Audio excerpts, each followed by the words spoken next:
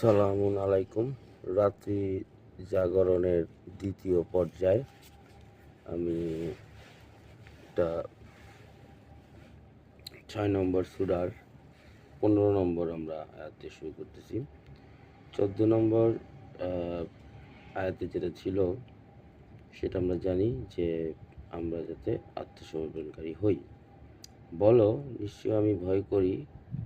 কুল ইন্নী আখাফু in আসাইতু রাব্বি, আমার রবের যদি আমি অবাধ্য হই, আমার রবের শাস্তির আযাবা ইয়াউমি আজিম, শাস্তির ভয়াবহ সবচেয়ে বেশি যে শাস্তি হবে সেই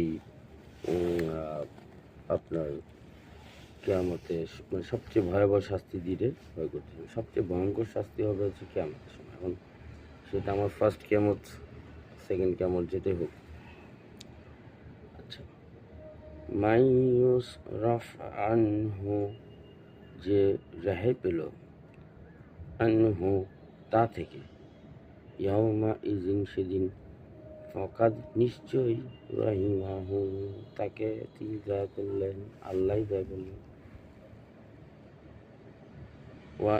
ওয়াজালিকা ওইটা, ফাউজুল মুবিন স্পষ্ট সাফল্য। তাহলে আসল সাফল্য যেটা বোঝা যাচ্ছে যে ওই সময় যে আমাদের যে আগুন থেকে বা ওই ভয়ঙ্কর আযাব থেকে রক্ষা পাবে, সেই আসলে প্রকৃত সাফল্য। এখন এটা আমি যদি ছোট কিয়ামত হিসাব করি, যেমন মৃত্যু কিয়ামত, এটা থেকেও যদি মুক্তি পেতে পারি তাহলে আল্লাহ অনুগ্রহ করবে আমাদের, আল্লাহ দয়া করে। আল্লাহ ওয়া ইয়ামসাসকাল্লাহু বিদুররি ফালা কাশিফা লাহু ইল্লা হুয়া, ওয়া ইন্না এবং যদি, ইয়ামসাসকা তোমাকে স্পর্শ করে, আল্লাহ বিদুররি আল্লাহ কোনো অনিষ্ট, তবে নেই কোনো অপসারণকারী তার সরাবার, তিনি ছাড়া। আর যদি ওয়া ইন ইয়ামসাসকা তোমাকে স্পর্শ করেন, বিক্ষয় কল্যাণ দিয়ে, তবু তিনি আলা কুল্লি শাইইন কাদির, কল্যাণ দিয়ে যদি সাহায্য করেও সর্ববিশেষ ক্ষমতাবান হচ্ছে উনি, এতে কোনো মিস নাই।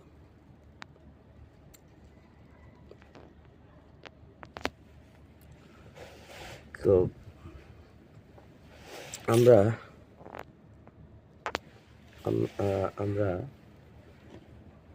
থেকে বুঝলাম।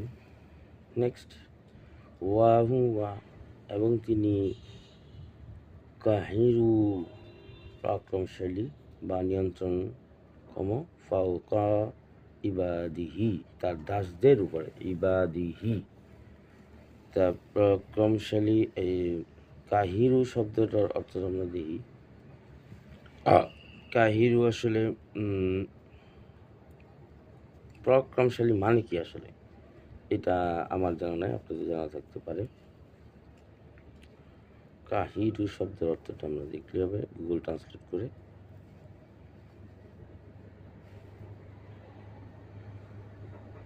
ওয়া হুয়া কাহিরু ফাওকা ইবাদি, সর্বশক্তিমান। পরাক্রমশালী মানে হচ্ছে যে আল কাহার, যেটা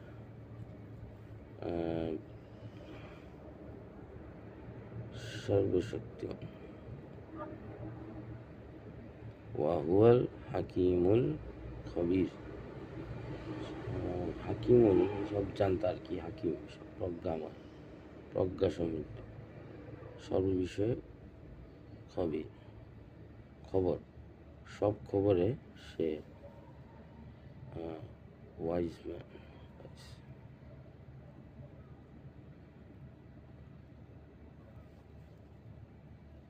ওয়াইজ খবির, এক্সপার্ট,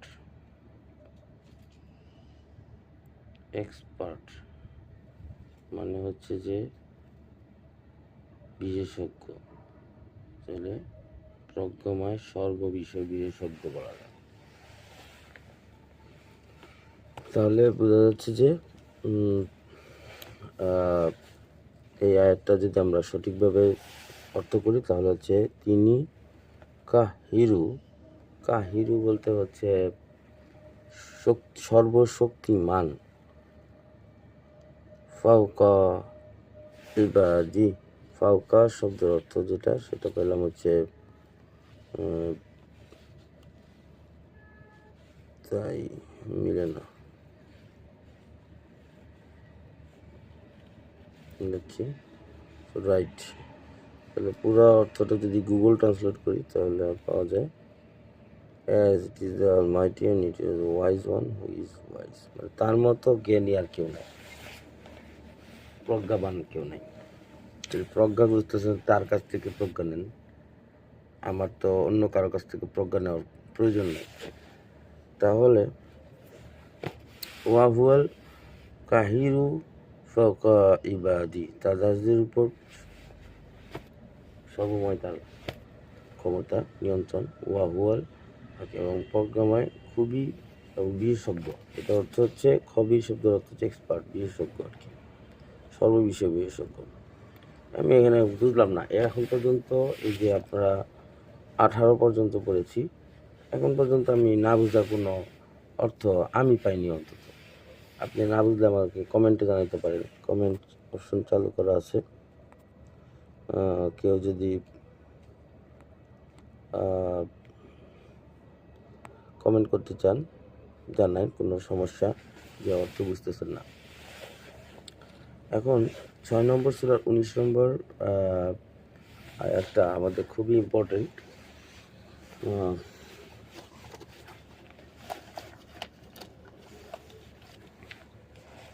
এটা একটু মাথা ঠান্ডা রেখে বুঝতে হবে। আপনাদের সামনে কোরআন থাকলে মিলাইনি, কুল বলো আইয়ু,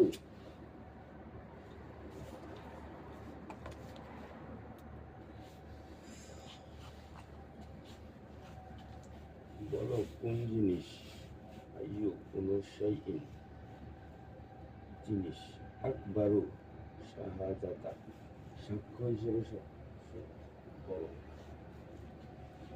কুলিল্লাহ বলো আল্লাহ। তাহলে আল্লাহ সাক্ষ্যকে সাক্ষ্য করে, শাহিদ আকবর হচ্ছে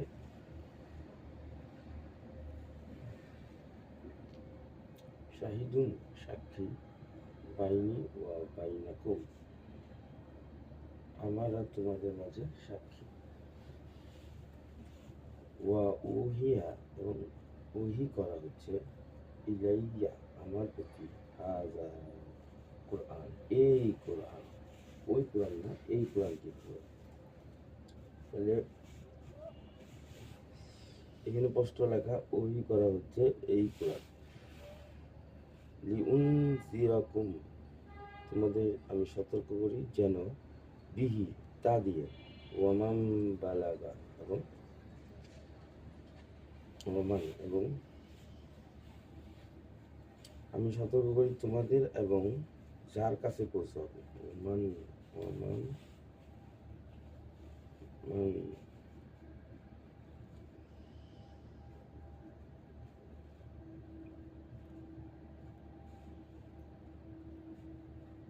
এটা আসলে পৌঁছে না, যার যে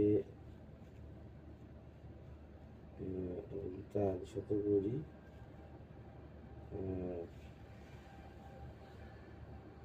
যে এটা মানে এটা পাবে, সে পাবে, যার কাছে এটা থাকবে সেই রসুলের দ্বারা সতর্কিত হবে। আচ্ছা, ইন্নাকুম কি নিশ্চয়ই তোমরা, লা তাশহাদুনা অবশ্যই সাক্ষী দিচ্ছ, আন্না যে মাআল্লাহি আলিহাতান উকরা যে আল্লাহর সাথে অন্য কোনো আলিহাতা তোমরা সাক্ষী দিচ্ছ, অবশ্যই লা তাশহাদু আইন্নাকুম তোমরা কি নিশ্চয় সাক্ষী দিচ্ছ যে আল্লাহর সাথে অন্য ইলাহ আছে? বলো না, আশহাদু লা আশহাদু, আমি দিই না। কুল বলো, ইন্নামা হুয়া ইলাহু ওয়াহিদ, প্রকৃতপক্ষে তিনি ইলাহ, এক, একই, একক। ওয়া ইন্নী, নিশ্চয়ই আমি, বারিউম মিম্মা তুশরিকুন, তোমরা যে শিরক করছো এর থেকে দায়িত্ব।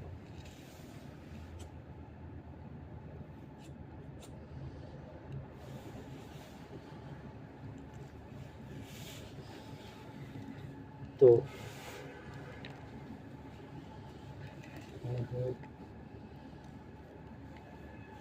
একটা খুবই ডেঞ্জারাস একটা আয়াত। যারা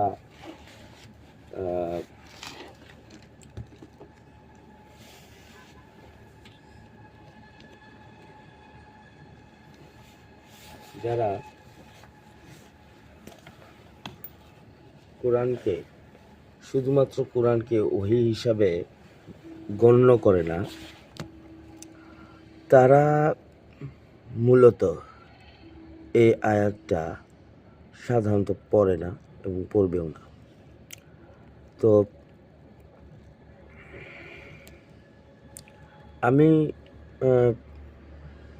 আমরা পড়া শুরু করেছি আল্লাহ দিলে, তো আল্লাহর রহমতে আর কি। তো আমার ভুল হলে আপনারা বলবেন, ধরিয়ে দেবেন। তো এই আয়াতটা আপনারা কি বুঝছেন, আমি যা বুঝছি আপনাদেরকে বলছি। কুল বল, এখন তার মানে হচ্ছে, এখন আমি বলা শুরু করেছি, আল্লাহ আমাকে বলে দিয়েছেন বলতে, আমি বলা শুরু করেছি। বিসমিল্লাহ। আমি আবার কি বলতেছি, আমিও বলতেছি কুল বলো ভাই বলো, আমি আবার আপনাদের বলতেছি ভাই বলেন, আইয়ু কোন জিনিস সাক্ষ্য হিসাবে সবচেয়ে বড়, শাইইন কোন বিষয় বা শাইইন কোন জিনিস, আপনি যেটি ধরেন, এটা যদি আমরা ইংলিশে নিয়ে আসি, ইংলিশ তাহলে তারা হচ্ছে ওরা দিছে হচ্ছে সে হোয়াট থিংস গ্রেটেস্ট, এটা দিছে ওরা। অর্থাৎ তাহলে থিংস বলা যায়, থিংস অ্যান্ড থিংস শব্দের অর্থ আমরা একটু জেনে নিই, তাহলে একটু ক্লিয়ার হয়ে যাবে।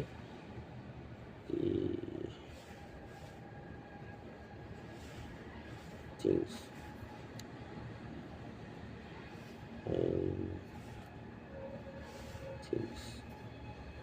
থিংস মানে হচ্ছে আপনার জিনিস বা বাসন কোসন, দ্রব্য সামগ্রী, কোন অবজেক্ট,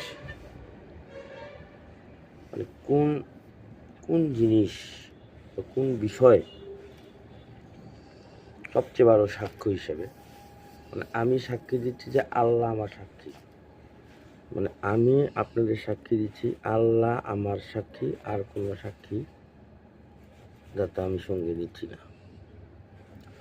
মানে সাক্ষ্য হিসাবে সবচেয়ে বড় বিষয় কি,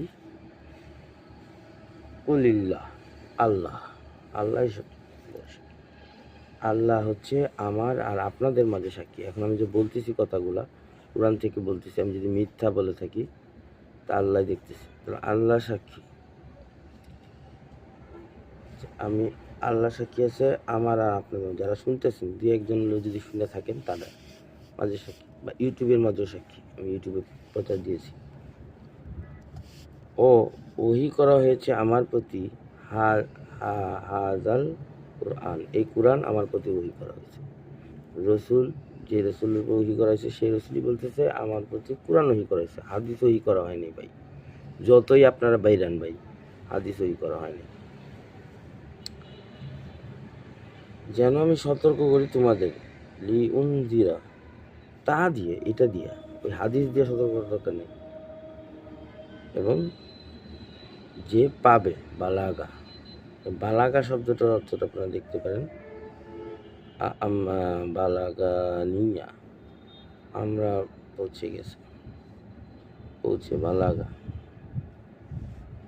তারপরে বালাগা সে পৌঁছে গেল। মানে জিনিসটা হলো বালাগা হচ্ছে যে পাইলো আর কি, পৌঁছানোর পরে পাইলো। এখন আমরা পাইছি, এখন আমার কাছে তো আবার বালাগা করে দেওয়া যে ওই পড়তে হবে, কোরআনই পড়তে হবে, আর কিছু পড়ার দরকার নেই জীবনে। এখন কি নিশ্চয়ই তোমরা অবশ্যই সাক্ষী দিচ্ছ যে আল্লাহর সাথে অন্য ইলাও আছে? আনসার আল্লাহ বলছে না, আর কোনো ইলা নেই, এবং প্রকৃত ইলা তিনি একই। নিশ্চয় আমি দায়মুক্ত যা হতে তোমরা শিরক করছো, ওয়া ইন্নানি দায়িত্বমুক্ত বাড়ি ও মিম্মা হতে যা তোমরা শিরক করছো। মানে তোমরা যে শিরকটা করতেছো এইটা থেকে আবার এখন ওই সময়ের আয়াত যদি আপনি হিসাব করেন, ওই সময় যদি আমরা প্রেক্ষাপট হিসাব করি, তো প্রেক্ষাপট দ্বারা যেখানে মূর্তি টুর্তি তাদের কাছে তারা শরিক করতেছে, যে সৃষ্টির মধ্যে শরিক করে না, ওরা মেনলি করে রহমানের মধ্যে সৃষ্টিগত যে গুণ সেগুলো তারা এক একজন এক এক রূপে কল্পনা করে, কিন্তু সবগুলো যে আল্লাহর রূপ এটা তারা বুঝতে পারে না। সবগুলো গুণই আল্লাহর, আর কোনো গুণ থাকতে পারে না, যে গুণটা এমন কোনো গুণ থাকতে পারে না যেটা আমার মালিক একজন আর নাই, সর্বোচ্চ গুণ তার।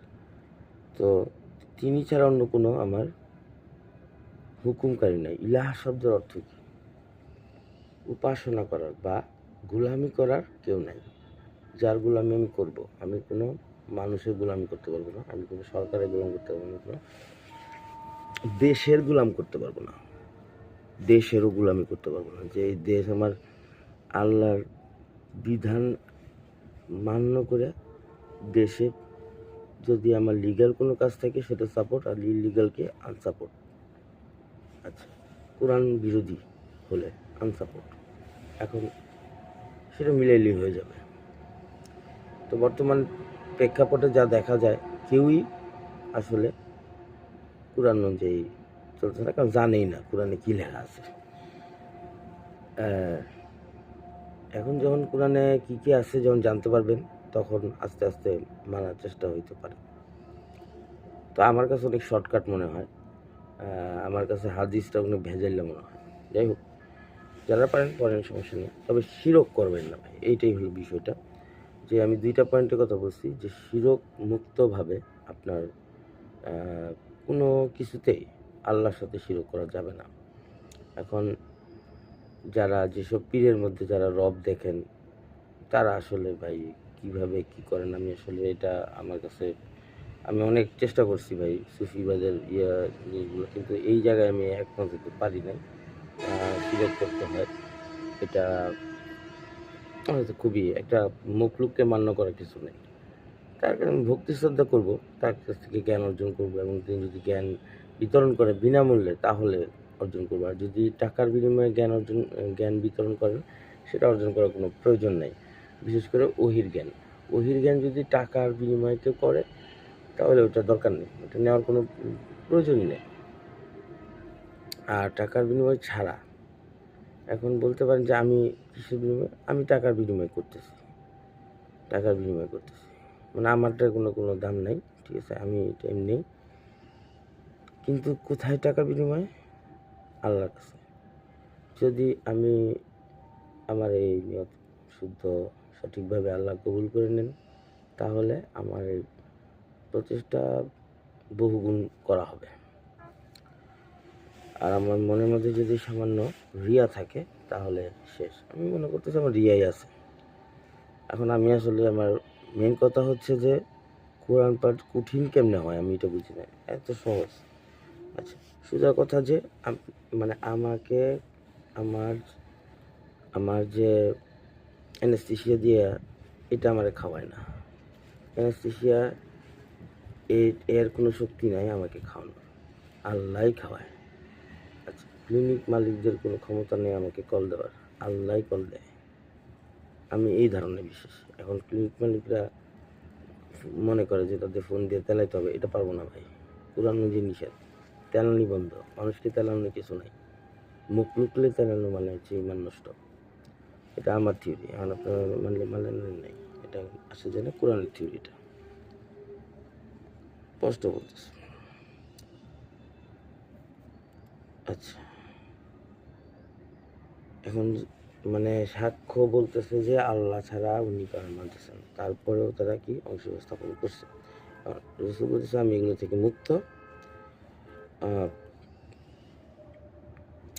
এখন আল্লাহর কথা, আল্লাযীনা আতাইনা হুমুল কিতাব, যাদেরকে আমরা দিয়েছি কিতাব,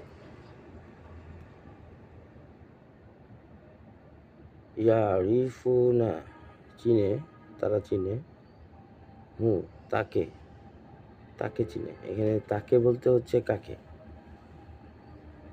যেমন তারা চিনে তাদের আবনা আহু, তাদের সন্তানদের।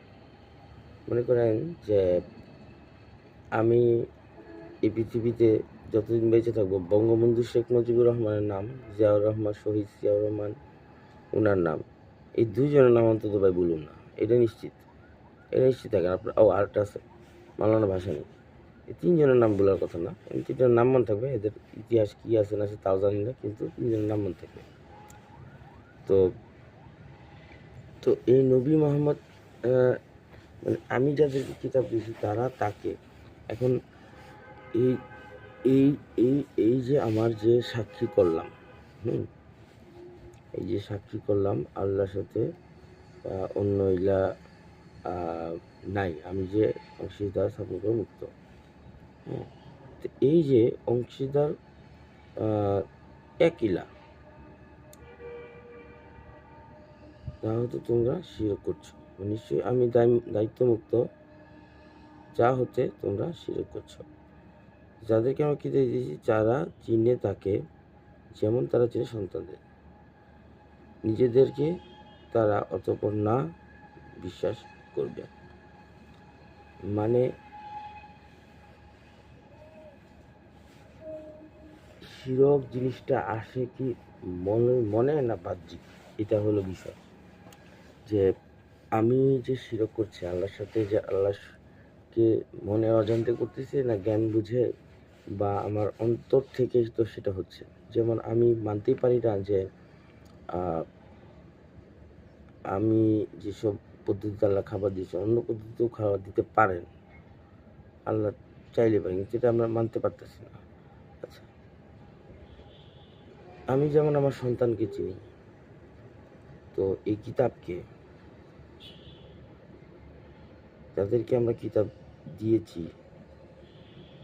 আতাইনা হুমু, আতাইনা হুমু, তাইনা কুম, তোমাদের আমি দিচ্ছি ঘটনা আছে, আতাইনা হুকুম, যেটা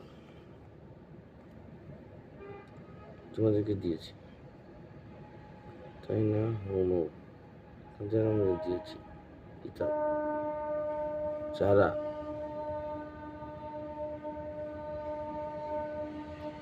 আতাইনা হুমুল, আতাইনা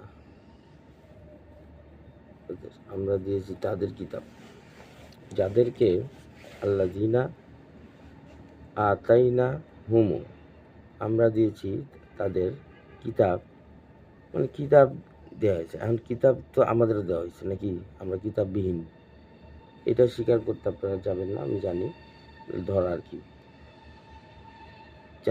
যাদেরকে কিতাব দিয়েছে, তো তারাই আসলে এইখানে বোঝাচ্ছে যে এই কিতাবটা কে চিনে, তাকে চিনে মানে কি, রসুল তো নাই, রসুলের যে কিতাব ওই যে পৌঁছে দিয়ে গেছে আমাদের, এই যে আগের রাতে বললাম যে পৌঁছে দিয়ে গেছে, এই যার কাছে পৌঁছবে সেও এটা কি করবে, সেও সাক্ষী থাকবে যে আমার কাছে পৌঁছে। আমরা ওই রসুলকে, আমরা কিন্তু এই কিতাবকে চিনতে পারছি, যার কাছে বুঝবে সেই চিনতে পারবে কিতাবটা।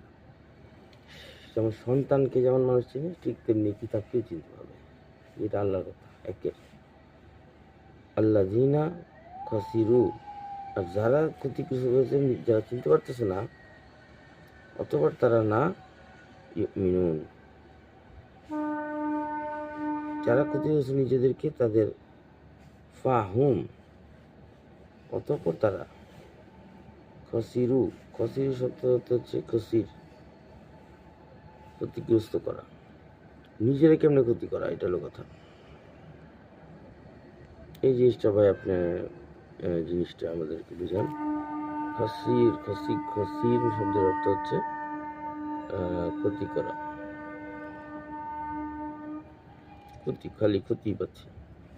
তাহলে এখানে যেটা দাঁড়াচ্ছে যে যারা আল্লাযিনা খসিরু শব্দের অর্থ হলো ক্ষতিগ্রস্ত করেছে, যারা ক্ষতিগ্রস্ত করেছে নিজেদের আনফুসাহুম, নিজেদের নফসকে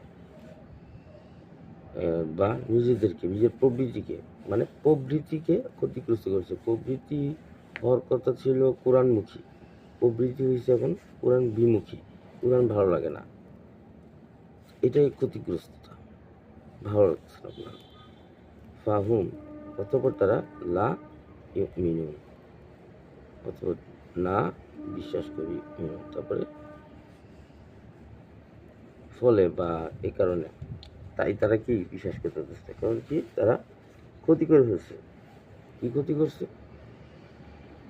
এই কিতাবকে ধরে নেয়, চিনতে পারে না। ফলে না চিনার কারণে নিজের নফসের প্রবৃত্তির ক্ষতিগ্রস্ততা হলো, প্রবৃত্তিটা খারাপের দিকে গেল না, ভুল দিকে গেল না। তো এই হচ্ছে বিশ্বাস করবে না আর কি, এদের মানে প্রবৃত্তি এত খারাপ অবস্থা যে না বিশ্বাস করবে। 6-20 পর্যন্ত আমি দেখলাম যে মোটামুটি শেষ আরেকটা 21 নম্বর আয়াত। 21 নম্বর আয়াতে আমরা যেটা দেখতে পাচ্ছি, ওয়ামান এবং মান যে আযলামু সীমা লঙ্ঘন করে বা জুলুম করে, মিম্মানি তার চেয়ে যে আফতারা রচনা করে, আলাল্লাহি কাযিবা আল্লাহর উপর রচনা করে মিথ্যে, বা আও কাযযাবা আরোপ করে, সে রচনা করে অথবা মিথ্যে বানায় বলে, আয়াতিহি প্রতি মিথ্যারোপ করে, কিসের উপর? তার নিদর্শনগুলো, যে না এগুলো বুয়া, এগুলা না, এগুলা আল্লাহ, এগুলা বিজ্ঞান, এই যে এটা প্রত্যেকটা নিদর্শন আল্লাহর। এবং রচনা করে আল্লাহ নামে মিথ্যা কথাবার্তা, যেমন হলো যে আল্লাহ এরে সুপারিশ করার অধিকার দিব, এরে দিব, এ হইব, হ্যাঁ নৌকা নিয়ে যাবো গায়ে পিড়ে হইব, এই মাজার এটা হবে। আরেকজন সুন্নত জিন্দা করতে করতে অবস্থা খারাপ, এদিকে তো ওই যে ইয়েরা তাবলিগরা সুন্নত জিন্দা করতে নিজের পুটকি মারা, এদিকে কি অবস্থা, আল্লাহ দিছে সই করতে করতে আসল সই যে সামনে রয়ে গেছে, এটা দেখাই না দুই চোখকে। আর কি বলছে, ইন্নাহু নিশ্চয়ই লা ইউফলিহু যালিমুন, সফল হয় না সীমা লঙ্ঘনকারীরা। তাহলে এই নিদর্শনগুলোকে তারাই করতেছে অথবা আল্লাহর উপর মিথ্যা রচনা করতেছে। তো হাদিস দিয়ে যখন আল্লাহকে আপনি ব্যাখ্যা করতে যাবেন, তখন 100% এখানে আপনার আল্লাহর নামে মিথ্যে রচনা হয়ে যাবে। যেমন আমরা বলি আল্লাহ যেগুলো কাজ সেগুলো হলো ফরজ, আর যেগুলা রসুলের কাজ যেগুলো সুন্নত বা ওগুলো হাদিস, মানে সম্পূর্ণ ভুল ধারণা, ফালতু কথাবার্তা। এই জন্য আমাদের কথাবার্তা ঠিক করতে হবে এবং বুঝতে হবে, জ্ঞান অর্জন করতে হবে।